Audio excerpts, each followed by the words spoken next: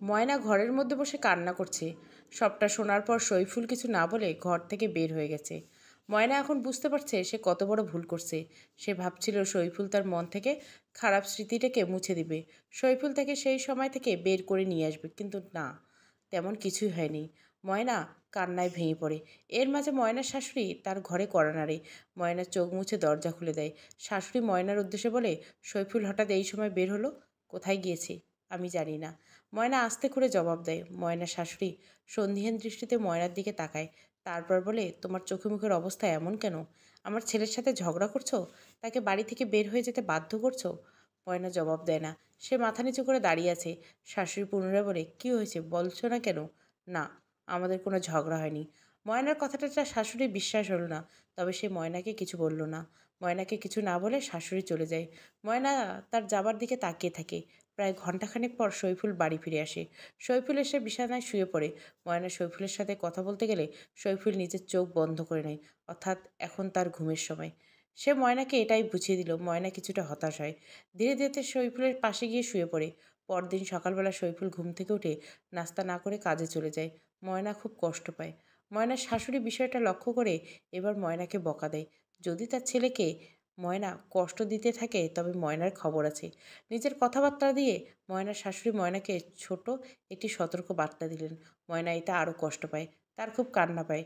সেদিন রাতে সইফুল বাড়ি ফিরলেও ময়না সাহস করে তাকে জড়িয়ে ধরে। তারপর শান্ত গলায় বলে, আপনি আমার সাথে এমন করছেন কেন? যা হয়েছে তাতে তো আমার কোনো ভুল নেই। সইফুল জবাব দেয় না। ময়না পুনরায় বলে, আমি আপনাকে খুব ভালোবাসি। দয়া করে আমাকে এত কষ্ট দিবেন না। আপনি আমার থেকে মুখ ফিরিয়ে নিলে আমার খুব কষ্ট হয়। এটা বলে ময়না সইফুলকে আরও শক্ত করে জড়িয়ে ধরে তার বুকে মুখ গুজে কান্না করে দেয়। এক পর্যায়ে ময়নার কান্না সইফুল মনে কিছুটা প্রভাব ফেলে। সে তার বুক থেকে ময়নার মাথাটি তোলে। তারপর ময়নাকে আদর করার জন্য তার মুখটা এগিয়ে নিয়ে দেয়। ময়নার কান্নারত চোখে হাসি ফুটে ওঠে, কিন্তু সইফুল হঠাৎ থেমে যায়। তারপর ময়নাকে ধাক্কা দিয়ে ফেলে দেয়। ময়নার মাথাটা গিয়ে খাটের সাথে লেগে যায়। সে বেশ ব্যথা পায়। ময়না সইফুলের দিকে করুণ চোখে তাকায়। সইফুল বেশ রাগী গলায় বলে, ঠিক এজন্য আমি তোমার থেকে মুখ ফিরিয়ে নিয়েছি। ময়না কিছুই বুঝতে পারে না। সইফুল পুনরায় বলে, এখন আমি যতবার তোমার কাছে যাওয়ার চেষ্টা করব ততবার আমার মনে হবে তুমি অপবিত্র। তোমার শরীরটা অপবিত্র, যেটা আমার প্রাপ্য ছিল না। ময়নার মাথায় আকাশ ভেঙে পড়ার মতো অবস্থা। সে সইফুলের কণ্ঠে এমন কথা শুনে আরও ভেঙে পড়ে। তবুও সে খুব কষ্টে নরম গলা বলে, আমি অপবিত্র? সইফুল ময়নার গলায় একটা থাপ্পড় বসিয়ে দেয়। ময়নাকে পুনরায় ছিটকে পড়ে। সইফুল বলে, অবুঝপনা হচ্ছে আমার সাথে? তুই বুঝিস না তুই পবিত্র নাকি অপবিত্র? সইফুল রাগে নিয়ন্ত্রণ হারিয়ে ফেলে। ময়না সইফুলের এই নতুন রূপ দেখে ময়নার হৃদয়টা ভেঙে যায়। আসলে সে সইফুলের এমন রূপে বিয়ের প্রথমেই ভেবেছিল, কিন্তু সইফুল তার ধারণা বদলে দিয়েছে, তার ভালোবাসা জিতে নেই। তাই হঠাৎ করে সইফুলের এমন রূপ ময়নার মেনে নিতে পারে না। তার মনটা বলে ওঠে, সেই তো সব পুরুষের মতো হলো, তবে এই কটা মাস এভাবে ভালোবাসা বাঁধনে বাঁধলো কেন? ময়নার হৃদয়ের কথাটা হৃদয়ে রয়ে যায়। এর মাঝে তাদের ঘরের সামনে সইফুলের মা এসে উপস্থিত হয়। ময়না তার শাশুড়িকে দেখে। শাশুড়ি ময়নার দিকে একবার তাকিয়ে তারপর সইফুলকে জিজ্ঞাসা করে, কি হয়েছে সইফুল? কিছু না মা, তুমি ময়নার বাবা মাকে খবর দাও, তারা এসে তাদের মেয়েকে নিয়ে যাক। ময়না এটা শুনে সইফুলের পায়ে পড়ে যায়। সে কান্না করতে করতে বলে, আমাকে বের করে দিবেন না। আমি আপনাকে ছাড়া বাঁচব না। আমি আপনাকে খুব ভালোবাসি। আমার পক্ষে তোমার সাথে মানিয়ে নেওয়া সম্ভব না। আমি অনেক ভেবেছি, কিন্তু এটা অসম্ভব। কেন অসম্ভব? এতদিন তো সম্ভব ছিল। ময়নার এই প্রশ্নের জবাবে সইফুল বলে, এতদিন তো সত্যি জানতাম না, তাই সম্ভব ছিল। কিসের সত্যি? সইফুল তার মায়ের প্রশ্নের জবাবে সব বলে দেয়। এটা শুনে তার মা ময়নার দিকে রাগি চোখে তাকায়। তারপর বলে, ছি, তুমি আর তোমার পরিবার এত বড় সত্যি লুকিয়ে আমাদের ঠকেছ। সইফুলের সাথে এবার তার মাও ময়নাকে বাড়ি থেকে তাড়াতে চায়। সেও এমন একটা অপবিত্র মেয়েকে বাড়িতে রাখবে না। সইফুল ঘর থেকে বের হয়ে যায়। ময়না তার শাশুড়ির পা জড়িয়ে ধরে তাকে অনুরোধ করে তাকে রেখে দেওয়ার জন্য, কিন্তু তার শাশুড়ি তার কথায় কোনো গুরুত্ব দেয় না। উল্টে ময়নার চরিত্র নিয়ে খারাপ কথা বলা শুরু করে। ময়না সবটা শুনে আরও কান্না করে দেয়। ময়নার বাবা মাকে খবর দিলে তারা আসেনি। তারা ময়নাকে নিতে আসবে না বুঝতে পারে সইফুল ময়নাকে, কাল তৈরি থেকো, আমি তোমাকে দিয়ে আসবো। ময়না এটা শুনে করুণ চোখে সইফুলের দিকে তাকায়। কোনো কিছু না ভেবে তাকে আবার জড়িয়ে ধরে। তারপর বলে, আমার সাথে এমন করবেন না। আমি আপনাকে ছাড়া থাকতে পারবো না। আর আমি তোমার সাথে থাকতে পারবো না। সইফুলের এমন কথা শুনে ময়না হাউমাউ করে কান্না করে দেয়। ময়না বলে, আমার ভুলটা কোথায়? তোমার ভুল হলো তুমি বিয়ের আগে আমাকে এসব না জানিয়ে আমার জীবনটা নষ্ট করছো। তোমার ভুল হলো তুমি অপবিত্র হয়ে আমার পবিত্র জীবনটা নষ্ট করছো, কলঙ্কিনী হয়ে আমার জীবনে প্রবেশ করছো। ময়না ভীষণ অবাক হয়। মাত্র একটি সত্য মুহূর্তের মাঝে সইফুলের মনে তার জন্য এত ঘৃণার জন্ম দিল। তার সম্পর্কে সইফুলের এত খারাপ ভাবনা তৈরি হলো। ময়না সেই অবস্থায় আবারও সইফুলের পা জড়িয়ে ধরে। সে কিছুতেই সইফুলকে ছাড়তে চায় না। সে সইফুলকে ভীষণ ভালোবাসে। তোমার সাথে অন্যায় হয়েছে সেই অন্যায়ের প্রতিবাদ না করে সবাই তোমাকে কলঙ্কিনী বানিয়ে দিল। আবির মাহমুদের প্রশ্নে ময়না স্লান হাসে। তারপর বলে, এটাই সমাজের রীতিনীতি। এসব পুরুষের কলঙ্ক একবেলা গোসল করলে ধুয়ে মুছে ছাপ হয়ে যায়, কিন্তু নারী কলঙ্ক সেটা অজস্র পার গোসল করলেও শেষ হয় না। সৈফুল সাহেব চাইলে তোমাকে রেখে দিতে পারত জীবনে। ময়না জবাবে হাসি উপর দেয়। তারপর খুব শান্ত গলায় বলে, প্রথমে আমিও ভেবেছিলাম সৈফুল আমাকে তার জীবনে রেখে দিলে খুব কি ক্ষতি হতো, পরে বুঝলাম। কি বুঝলে?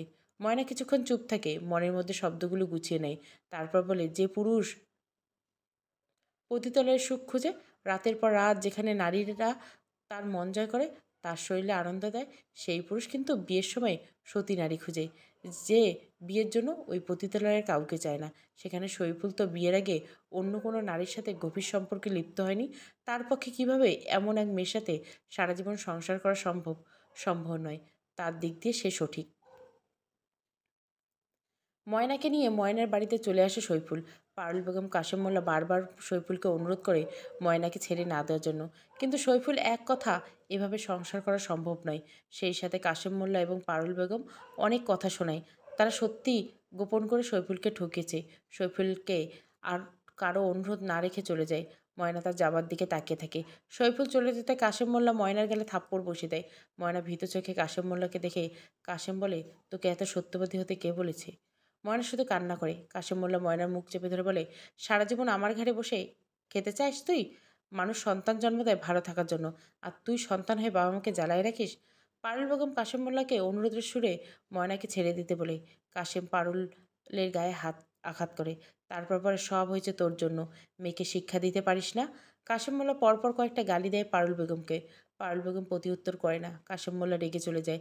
তারপর পারুল বেগম ময়নাকে অনেক বকা দেয়। তাকে এতবার করে বারণ করালেও তাও সে সব সইফুলকে বলল। ময়না সইফুলকে হারিয়ে এমনিতেই ভেঙে পড়ছে। তার মাঝে বাবা মায়ের এমন ব্যবহার নিতে পারে না। সে জ্ঞান হারিয়ে মাটিতে লুটিয়ে পড়ে। ইতিমধ্যে গ্রামে ছড়িয়ে গেছে ময়না তার জামাইকে ছেড়ে গেছে। লোকের মাঝে কানাঘুষা শোনা যাচ্ছে। সবাই বেশ মজা পেয়েছে ঘটনায়। তাই ময়না তার জামাইয়ের ছেড়ে যাওয়ার আসল কারণ না জানলে রং মিশিয়ে নানান কাহিনী বানাতে সবাই নিল না তারা। তবে তাদের এসে সরাসরি কথা শোনাতে পারছে না। কাশেম মোল্লার লোকটা যে ভালো না, কথা শোনাতে আসলে উল্টো কাশেম মোল্লা তাদের খবর করে ফেলবে। সেজন্য আড়ালে ভালোই কানাঘুষো চলছে। ময়নার বাবা মা সইফুল এবং তার মায়ের কাছে যায়। আবার অনুরোধ করে সব ভুলে ময়না যাতে তারা গ্রহণ করে, কিন্তু না, সইফুল আর তার মা এমন খারাপ একটি মেয়েকে গ্রহণ করবে না। কাশেম মোল্লা আর পারুল বেগম সেদিন সইফুলদের বাড়ি থেকে বেশ অপমানিত হয়ে ফিরে আসে। সেদিন বাড়ি ফিরে কাশেম মোল্লা অমানুষের মতো ময়নাকে মারতে থাকে। প্রথমত শফিকুলদের বাড়িতে তাদের যথেষ্ট অপমান করা হয়েছে, দ্বিতীয়ত সইফুল ডিভোর্সের কথা তুলছে। আগামী ৩ মাসের মধ্যে ডিভোর্স হয়ে যাবে। সেজন্য কাশেম মোল্লা ময়নার উপর অনেক রেগে যায়। ময়না মার সহ্য করতে না পারে বারবার অনুরোধ করে তাকে আঘাত না করার জন্য, কিন্তু তার পাষণ্ড বাবা সেসব শোনে না। পারুল বেগম তাকে থামায় না। সেই ঘটনা দুদিন পর কাশেম মোল্লা ময়নার সাথে আলোচনায় বসে। কাশেম মোল্লা প্রথমে জিজ্ঞাসা করে, ময়না, তুই জামাইয়ের সাথে থাকতে চাস? হ্যাঁ, আমি তাকে ছাড়তে চাই না, আমি তার সাথে সারা জীবন থাকতে চাই। ময়নার মুখে এমন কথা শুনে কাশেম মোল্লা খুব খুশি হয়। তারপর বলে, তাহলে কাল তৈরি থাকিস, কাল তোকে শ্বশুরবাড়ি নিয়ে যাব। কিন্তু সে কি আমাকে রাখবে? ময়না বেশ ব্যথিত গলায় বলে। কাশেম মোল্লা মুচকি হেসে বলে, রাখবে, তবে সেজন্য তোকে একটা কাজ করতে হবে। কী কাজ? ময়না বুঝতে না পেরে প্রশ্ন করে। কাশেম মোল্লা পারুল বেগমের দিকে তাকায়। পারুল বেগম বলে, তোকে জামাইকে বলতে হবে তুই গর্ভবতী। সন্তানের দিকে তাকিয়ে যেন তোকে মেনে নেয়। কিন্তু আমি তো গর্ভবতী নেই। ময়নার বোকামি থেকে কাশেম মোল্লা বিরক্ত হয়। রেগে বলে, তোকে যেটা বলতে বলা হয়েছে সেটা বলবি। জামাই মেনে নিলে তারপর বাচ্চা নিয়ে নিবি সাথে সাথে। ময়না এতক্ষণে বুঝতে পারে তার বাবা মা মিথ্যে বললে তাকে সইফুলকে পেতে বলছে। ময়না দ্বিমত পোষণ করে না, কারণ সেও সইফুলের সাথে থাকতে চায়। তবে মনে মনে বেশ ভয় হয়, সইফুল সত্যি জানতে পেরে যদি তাকে ছেড়ে দেয়। কাশেম মোল্লা এবং পারুল বেগম ময়নাকে বোঝায় তাকে কিভাবে কি করতে হবে। ময়না গভীর মনোযোগ দিয়ে সেই কথা শোনে। সইফুল কাজে যাবার জন্য বের হচ্ছিল, তখনই ময়না এবং তার বাবা মাকে দেখে বিরক্ত হয়। বেশ খানিকটা রাগী কণ্ঠে বলে, এখানে কি করছো? তোমাকে তো দেওয়া হয়েছে, এই বাড়ির দরজা তোমার জন্য বন্ধ। ময়না সইফুলের রাগ দেখে ভয় পায়। সইফুলের মা বলে, নির্লজ্জের মতো নিজের অপবিত্র মুখ নিয়ে চলে আসলো, লজ্জা করে না? কাশেম মোল্লা যথেষ্ট শান্ত গলায় বলে, দেখুন, তালাক সব সমস্যার সমাধান নয়। আপনারা আমি আর কথা বাড়াবেন না। একে তো আমাদের ঠকিয়ে নিজের খারাপ মেয়েকে গুছিয়ে দিয়েছেন, তারপর বারবার নির্লজ্জের মতো অপমানিত হতে আমাদের বাড়িতে আসছেন। শৈফুলের মায়ের কথায় অপমানজনক কথা শুনে কাশেম মোল্লা পারুল বেগম কিছুই বলেন না, কারণ তারা জানে তার মেয়ের বাবা, এসব তাদের সহ্য করতে হবে। কাশেম মোল্লা ময়নার দিকে তাকায়। ময়না ধীর পায়ে শৈফুলের দিকে এগিয়ে যায়, তারপর বলে, আমাকে ক্ষমা করে দেওয়া যায় না?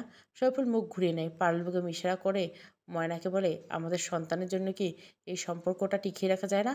এটা শুনে শৈফুল এবং তার মা বেশ খানিকটা অবাক হয়। শৈফুল বিস্ময় নিয়ে বলে, তুমি গর্ভবতী? হ্যাঁ। ময়না কাঁপা কাঁপা গলায় বলে।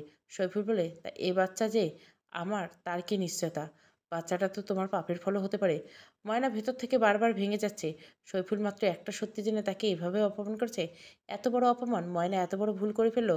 তার সত্যি বলা এত বড় অপরাধ হয়ে গেল?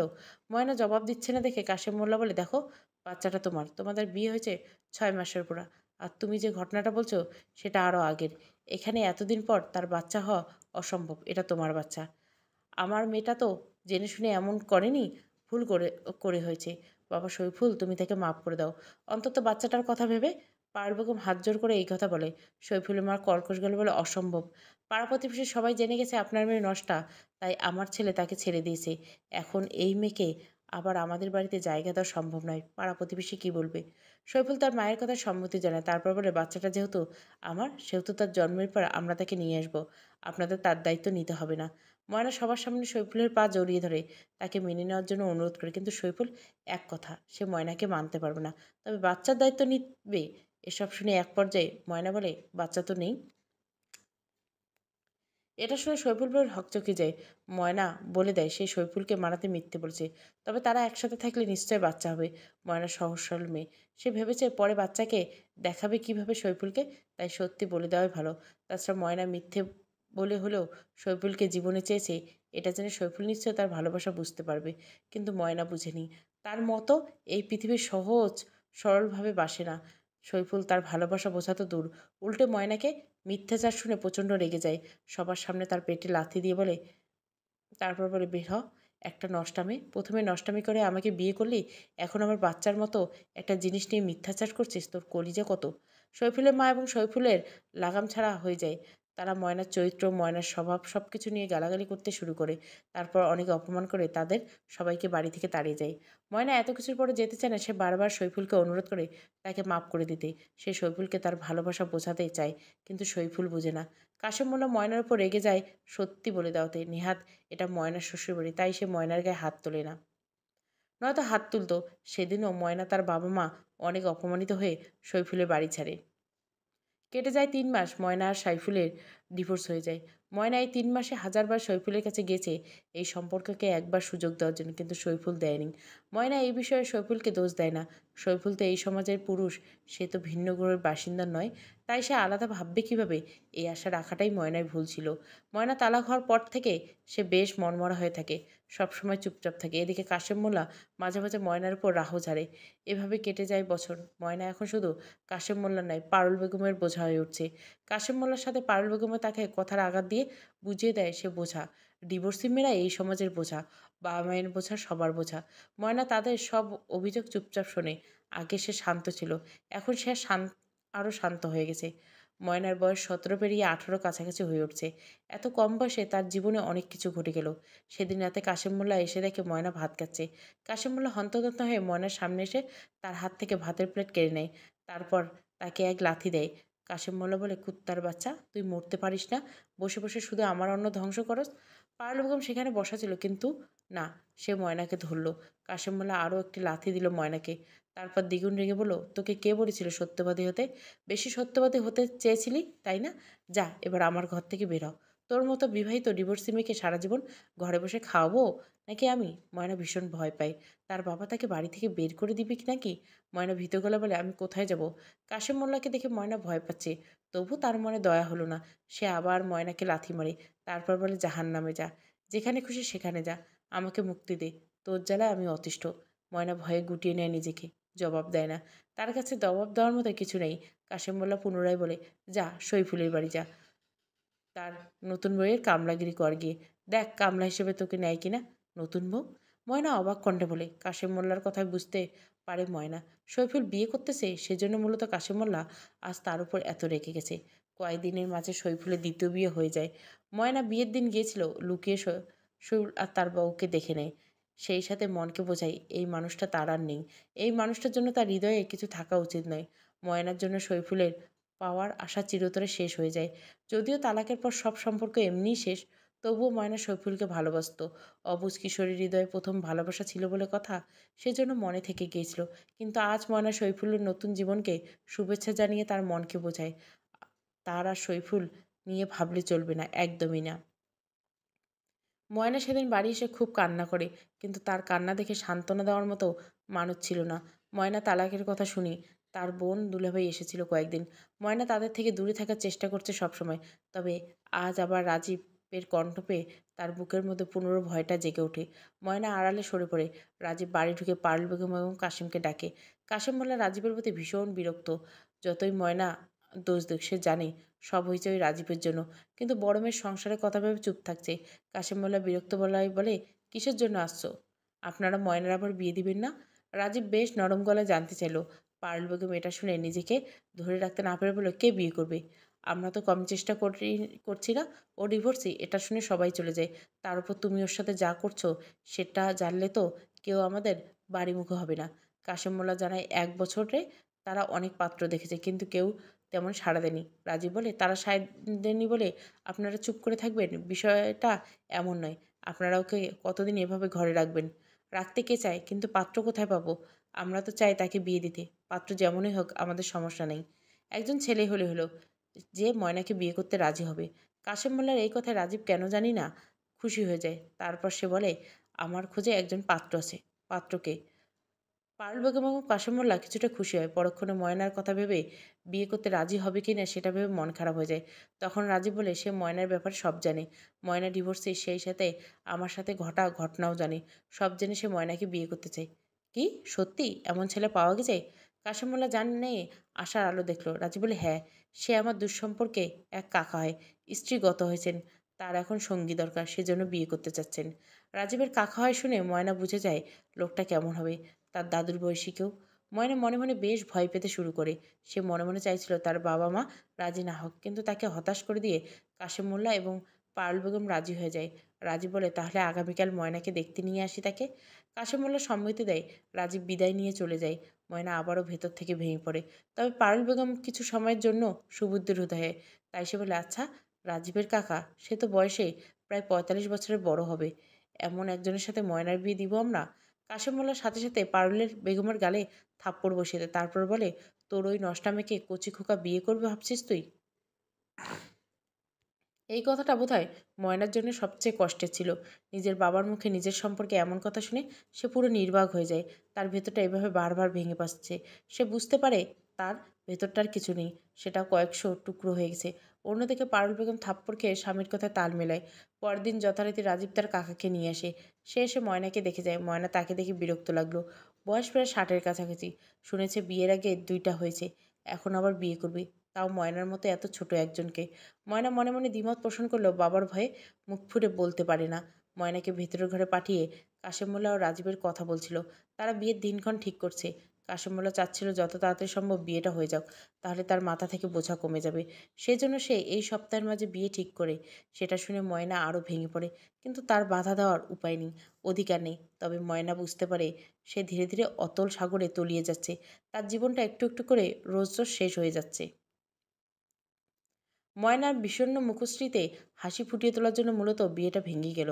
মূলত রাজীবের কাকা মারা গেছে, হঠাৎ হার্ট অ্যাটাক করে মারা গেছে। এটা শুনে ময়না খুশি হয়। অন্যদিকে কাশেম মোল্লা ও পারুল বেগম বেশ চিন্তিত হয়ে পড়ে। ডিভোর্সি মেয়েকে বিয়ে দেওয়ার জন্য যে পাত্র পাওয়া গেছিল সেটাও গেল। ময়নার দিনগুলো এইরকম কেটে যাচ্ছিল। তার ভাগ্য ভালো কিছুই নেই, এটা ভেবে ময়নার জীবনটা টেনে নিয়ে যাচ্ছে। এর মাঝে একদিন রাজি হলো। সে ময়নার সাথে একান্তে কথা বলতে চাচ্ছিল, কিন্তু ময়না তার থেকে পালিয়ে বেড়াচ্ছে। পারুল বেগম সবটা বুঝতে পেরে রাজীবকে চলে যেতে বলে। ময়নার বাবা মা বাড়িতে থাকায় রাজীব তেমন সুবিধা করতে পারেনি, তাই তাকে চলে যেতে হয়। কেটে যায় আরও কয়েকটা মাস। ময়না দিনে দিনে কাশেম বেগম মোল্লা এবং পারুল বেগমের চোখের বিষ হয়ে ধরা দিচ্ছিল। তাদের সবচেয়ে বড় বোঝা হয়ে উঠছিল। ময়না সবটা বুঝতে পারে, কিন্তু তার কিছু করার নেই। অন্যদিকে ময়নার বাবা কয়েকজনের কাছ থেকে টাকা ধার নিয়েছিল, যারা কয়েকদিন পর পর বাড়িতে টাকা চাইতে আসতো। সেদিনও তো রতন হাওলদার এসে কাশেম মোল্লার কলার চেপে ধরে বলল, টাকা কি গাছে ধরে? তুই 2 দিন পর পর শুধু বলবো অমুক দিন তমুক দিন, ওই সেই তমুক দিন আর আসে না। কাশেম মোল্লা অনুরোধ শুনে বলে, রতন ভাই, আর কটা দিন সময় দেন, দিয়ে দিব। শালা 5 লাখ টাকা, যার 1 পয়সা তুই আজ দিতে পারিস না, অথচ কয়েকদিন পর সব টাকা দিয়ে দিবি? জাদুর কাঠি পাবি নাকি? কাশেম মোল্লা এবং পারুল বেগম বারবার অনুরোধ করেন। এক পর্যায়ে রতন বলেন, দেখ কাশেম, আগামী 5 দিনের মধ্যে 5 লাখের মধ্যে দিয়ে অন্তত আমার 1 লাখ টাকা চাই। চাই মানে চাই। টাকা দিতে না পারলে আমি তোকে ঘর ছাড়া করব, তোর সব জায়গা জমি দখল করে নিব। রতন হাওলদার নানাভাবে হুমকি দিয়ে চলে যায়। কাশেম মোল্লা কিছুটা ভেঙে পড়ে। সেই সময় ময়নাকে সামনে দেখে কাশেম মোল্লা ময়নার পেটে লাথি মারে। ময়না দাঁড়ানো থেকে পড়ে যায়। কাশেম মোল্লা বলে, একে আমি ঋণের বোঝায় শেষ, তার মাঝে এই একটা আপদ। যখন তখন নিজের পাপি মুখ নিয়ে সামনে চলে আসে। পারুল বেগম কিছু বলতে গেলে কাশেম মোল্লা তাকেও মারে। সে তার সমস্ত রাগ কষ্ট মা মেয়েকে মেরে দূর করে। রতন দিয়ে যাওয়ার 5 দিনের থেকে 2 দিন সময় চলে যায়। কাশেম মোল্লা টাকার চিন্তায় বেশ ভেঙে পড়ছে। অনেকের কাছে ধার করেও টাকা পায়নি। 2 দিন পর রাজীব কাশেম মোল্লাকে একটা জায়গায় ডাকে। কাশেম মোল্লা রাজীবের কাছে বলে, কি বলবে বলো? শুনলাম আপনি খুব সমস্যায় পড়ছেন। কাশেম মোল্লা জবাব দেয় না। রাজীব নিজে একটা হাত কাশেম মোল্লার হাতে রাখে, তারপর বলে, আপনি চাইলে খুব সহজে আপনার সমস্ত সমস্যার সমাধান করতে পারেন। কিভাবে? কাশেম মোল্লা বুঝতে পারে না। রাজীব বলে, আমি যা বুঝলাম, ময়নার এত কলঙ্ক নিয়ে তাকে কেউ বিয়ে করবে না। সে সারা জীবন আপনাদের ঘাড়েই বসে খাবে। আপদটা যে যাবে না সেটা আমি তো বুঝেছি। আমার কপাল। কাশেম মোল্লা হাত দিয়ে কপালে দুটো বাড়ি মারে। রাজীব তাকে শান্ত করে তারপর বলে, আপনি চাইলে ময়নাকে কাজে লাগিয়ে টাকা উপার্জন করতে পারেন। যে টাকা দিয়ে আপনি আপনার ঋণ দূর করার সাথে নিজের হাতে অনেক টাকা জমা রাখতে পারবেন। মানে? কিভাবে? ময়না কি এমন কাজ করতে পারে যে সে এত টাকা উপার্জন করবে? কাশেম মোল্লা কিছু বুঝতে পারে না। তখন রাজীব ধীরে ধীরে কাশেম মোল্লাকে পুরোটা খুলে বলে। কাশেম মোল্লা রেগে যায়, রাগান্বিত বলে, এসব কি বলছো? ও আমার মেয়ে। তার চেয়ে বড় কথা, ওর সাথে আমার মান সম্মান জড়িয়েছে। দেখুন, এই উপায়ে আপনি ধনী হতে পারবেন। তাছাড়া আপনার মেয়ে তো সতী নয়, যার সম্মান যাওয়ার গিয়েছে। বাকি হলো এসব কথা কেউ না জানলেই হলো। তাহলে তো আপনার চিন্তা নেই। রাজীব নানাভাবে কাশেম মোল্লাকে বোঝাতে থাকে, ময়না কলঙ্কিনী, তার জন্য কিছু অবশিষ্ট নেই। তাকে কেউ বিয়ে করবে না। সারা জীবন সে কাশেম মোল্লার বোঝা হয়ে থাকবে। তার চেয়ে ময়নার মাধ্যমে তাদের দিন ফেরানো গেলে অসুবিধা কোথায়? কাশেম মোল্লা প্রায় ঘন্টা 2 রাজীব বোঝায়। কাশেম মোল্লা অবশেষে সব ভেবেচিন্তে রাজি হয়। পরদিন সকালবেলা কাশেম মোল্লা ময়নাকে ডাক দেয়। ময়না ভয়ে ভয়ে তার কাছে আসে। কাশেম মোল্লা বলে, চলো। কোথায়? ময়না আস্তে করে জিজ্ঞাসা করে। পারুল বেগম বলে, তোর বাবা তোর জন্য একটা কাজ দেখেছে, সেটা আজ থেকে তোকেই করতে হবে। কী কাজ? ময়না এমন প্রশ্নে পারুল বেগম জানায় সে জানে না। তাকে কাশেম মোল্লা কাজ সম্পর্কে বিস্তারিত বলেনি। তখন কাশেম মোল্লা বলে, তোদের এত জানানো লাগবে না। পারুল বেগম চুপ করে যায়। কাশেম মোল্লা ময়নাকে বলে, কী কাজ? সেটা তো গেলেই দেখতে পারবি। এত কথা কিসের? অনেক তো জ্বালিয়েছিস আমাকে, এবার না হয় আমাকে একটু শান্তি দে। কাজবাজ করে আমার ঋণ কমা। ময়না মাথা নাড়ায়। সে আর কোনো কথা বলে না। সে কাশেম মোল্লার পিছনে পিছনে চলতে শুরু করে। কাশেম মোল্লা ময়নাকে নিয়ে অন্য এক গ্রামে আসে। ময়না ভেবেছিল তাকে কারো বাড়িতে কাজে দিয়েছে তার বাবা। সেই ভেবে কাশেম মোল্লার সাথে এক বাড়িতে প্রবেশ করে। বাড়িটা বেশ বড়, 2 তলা দালান। ময়না স্লান হাসে। এত বড় বাড়িতে কাজ করবে, নিশ্চয়ই ভালো টাকা দিবে। ময়না মনে মনে ভাবে, এখানে আমি সব কাজ ঠিকঠাকভাবে করলে নিশ্চয় বাবা মা আর আমাকে বকবে না। এই টাকায় আমাদের সংসারও ভালো চলবে। কিন্তু ময়না বুঝতে পারেনি ভেতরে তার জন্য কি অপেক্ষা করছে। যদি ময়না এক মুহূর্তের জন্য বুঝতে পারত, তাহলে কি সে তার বাবার সাথে এতটা পদ আসতো না। কে জানি বলেছিল, পৃথিবীর খারাপ পুরুষ থাকলেও বাবা নেই। কোনো বাবাই খারাপ হয় না, কিন্তু কথাটা ভুল। ময়নার এমন কথায় আবির মাহমুদ আর শ্রেয়া কিছুটা কেঁপে ওঠে। তারা বুঝতে পারে সামনে ময়নার জীবনে ভয়াবহ কোনো ঘটনা ঘটতে চলছে। ময়না বলে, সম্পর্ক অনুযায়ী কেউ খারাপ বা ভালো নয়, বরং মানুষ হিসেবে ভালো খারাপ চিহ্নিত করা উচিত। যে মানুষ খারাপ সে খারাপই। বাবা হিসেবেও খারাপ, স্বামী হিসেবেও খারাপ, ভাই হিসাবেও খারাপ, সে সবসময়ের জন্য খারাপ। এটা বলে ময়না কান্না করে চলে যায়। সে নিজের চোখের পানিকে অনেক কষ্টে আটকায়, চোখ মুছে নেয়। অন্যদিকে আবির আর সেহা বাকি ঘটনা জানার জন্য অধীর আগ্রহে বসে আছে। ময়না পুনরায় বলতে শুরু করে। ময়না আর কাশেম মোল্লা বাড়িতে ঢুকে। সেখানে ঢুকে ময়না রাজীবকে দেখে অবাক হয়। তার বাবা হাত চেপে ধরে বলে, উনি এখানে কেন? রাজীব মুচকে হাসে। ময়না দেখে রাজীবের সাথে আরও দুজন পুরুষ আছে। একজন প্রায় তার বাবার বয়সী, অন্যজন রাজীবের বয়সী। ময়নার সামনে একটা লোক কাশেম মোল্লাকে পুরো 1 লাখ টাকা তুলে দেয়। ময়না কিছু বুঝতে পারে না, সে ভীষণ ভয় পায়। ভয় পেয়ে কাশেম মোল্লার হাত জড়িয়ে ধরে। কাশেম মোল্লা টাকা নিয়ে ময়নার হাত ছাড়িয়ে নেয়। ময়না কাঁপা কাঁপা গলায় বলে, বাবা। কাশেম মোল্লা ময়নার কোনো কথা না শুনে বাড়ি থেকে বেরিয়ে যায়। রাজীব সাথে সাথে গিয়ে দরজা বন্ধ করে দেয়। ময়না কিছু বোঝার ওঠে, তাকে সবাই ঘিরে ধরে। ধীরে ধীরে দুঃখিনী ময়নার জীবনে আরও একটি কালো অধ্যায় যুক্ত হয়, যেটা ছিল ভয়াবহ। 3জন পুরুষের কামনার শিকার হতে হয় তাকে। আশ্চর্যভাবে ভাবে ময়না খেয়াল করে সে কাঁদছে না, তার চোখে পানি নেই। সে একদম শান্ত, নির্বাক চোখে উপরের দিকে তাকিয়েছে। ময়না বুঝতে পারে রাজীব এবং বাকিরা তাকে আঘাত করছে, তার তত ভেতরে ময়না মারা যাচ্ছে। সে ধীরে ধীরে অন্য একজনে রূপান্তরিত হচ্ছে, যার চোখে ভয়, কান্না, কষ্ট কিছুই নেই, আছে শুধু বদলা। ময়না বুঝতে পারে সে আর সে নেই, সে অন্য কেউ হয়ে উঠেছে। এই ময়না যদি সেই ময়না হতো, তবে সে এখন নিজেকে শেষ করার কথা ভাবতো। কিন্তু ময়না সেটা ভাবছে না। অন্যদিকে রাজীব ময়নাকে যত গভীরভাবে স্পর্শ করছে, ততই নোংরাভাবে বলছে কাশেম মোল্লা টাকার জন্য ময়নাকে কিভাবে তাদের কাছে বিক্রি করে দিয়েছে। সেদিন সন্ধ্যাবেলা কাশেম মোল্লা এসে ময়নাকে বাড়ি নিয়ে যায়। যাবার পথে নানাভাবে হুমকি দেয়, এসব কথা কোথাও না বলার জন্য। যা হয়েছে তা ভুলে যাও। ময়না কোনো কথার কোনো প্রতিউত্তর করেনি। সে একদম নিশ্চুপ হয়ে কাশেম মোল্লার সাথে বাড়ি আসে। ময়না বাড়িতে আসতে তার মা পারুল বেগম জানতে চায় কাজ কেমন হলো। সব পেরেছে? কী কাজ? ময়না কোনো কথার জবাব দেয় না। সে চুপচাপ গিয়ে বিছানায় শুয়ে পড়ে। এভাবে চলে যায় 10 দিন। প্রতিদিন কাশেম মোল্লা ময়নাকে দিয়ে আসতো। ময়না এতদিন জানতে পেরেছে রাজীব কাশেম মোল্লাকে টাকা দেওয়ার পাশাপাশি নিজেও নিত, তার লাভের অংশ নিয়ে নিত। এরপর আসে সেই দিন, যেদিন পারুল বেগম লাবণ্যকে নিয়ে তার বাপের বাড়ি যায়। বাড়িতে ময়না এবং তার বাবা ছিল। ময়না এতদিন নিজেকে প্রস্তুত করছে তার ভিতরে শান্ত ভীতু ময়নাকে মেরে ফেলে নতুন এক ময়নার জন্ম দিতে। ময়না ধীরে বিশ্বাস সে সফল হয়েছে। সে আগের ময়নাকে শেষ করে দিয়েছে। সেদিন রাতে রাজীব মোল্লা আসে মোল্লা বাড়িতে। কাশেম মোল্লা রাজীবকে দেখে কিছুটা বিরক্ত হয়, তবে কিছু বলে না। ময়না তাদের খাবার খেতে দেয়। ময়না জানে রাজীব কেন এসেছে, সেজন্য আগে খাবার দিল। কাশেম মোল্লা অবশ্য জানে, তবে সে প্রতিবাদ করছে না। কাশেম মোল্লা আর রাজীব একসাথে খাবার খেলো। তার কিছুক্ষণ পর দুজনে ঘুমিয়ে পড়ল। ঘণ্টাখানেক পর রাজীব এবং কাশেম মোল্লার জ্ঞান ফিরে। তারা চোখ মেলে তাকায়। তারা এতক্ষণে ঘুমাচ্ছিল না, বরং জ্ঞান হারিয়ে ফেলেছিল। চোখ মেলে দুজনে একে অপরের দিকে তাকিয়ে আঁতকে ওঠে। কাশেম মোল্লা দেখে তার এবং রাজীবের পা দুটো কেটে ফেলা হয়েছে। ঘরটা রক্তে তলিয়ে যাচ্ছে। তারা দুজনে চিৎকার করে ওঠে। ময়না তখন সামনে শান্ত চোখে বসেছিল। তার হাতে কাশেম মোল্লা এই প্রথম নিজের মেয়েকে দেখে ভয় লাগছে, ভীষণ ভয়। রাজীবও ভয় পাচ্ছে।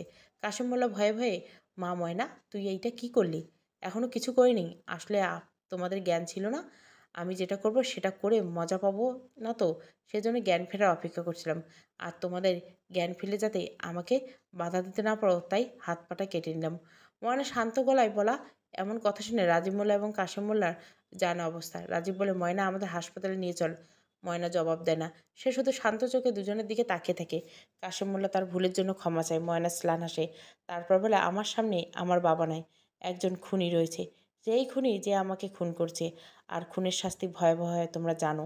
আমাকে তোমাদের সেই ভয়াবহ শাস্তি তো দিতেই হবে, তাই না? কাশেম মোল্লা আর রাজীব অবাক হয়। ময়না খুন করছে? ময়না স্লান হেসে বলে, হ্যাঁ, খুন করছে। তোমরা আমাকে খুন করেছো। এখন যে আমিটা দাঁড়িয়েছি, সেটা আমি নই। এই আমি অন্য, আমি একদম অন্য। এটা বলে হিংস্র চোখে তাকায়। তারপর দিয়ে আঘাতে রাজীবের মাঝখান দিয়ে ভাগ করে ফেলে। কাশেম মোল্লা এটা দেখে অবাক।